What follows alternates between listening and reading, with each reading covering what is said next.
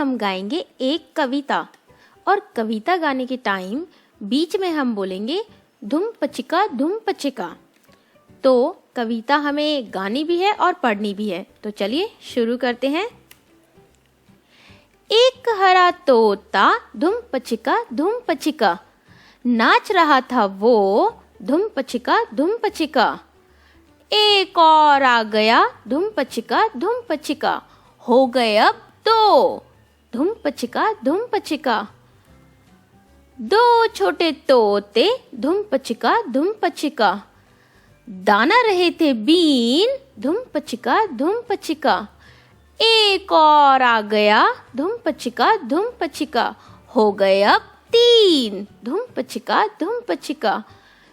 तीन छोटे तोते धुम पचिका उड़ने को तैयार धुम पचिका। एक और आ गया धुम पचिका हो गए अब चार धुम पचिका। चार छोटे तोते धुम पचिका दिखा रहे थे नाच धुम पचिका। एक और आ गया धुम पचिका हो गए अब पांच धुम पचिका। तो कैसी लगी आपको ये कविता? और इस कविता में हमने क्या क्या देखा? हमने देखा कि सबसे पहले था हमारा एक तोता जिसे हम एक लिख सकते हैं।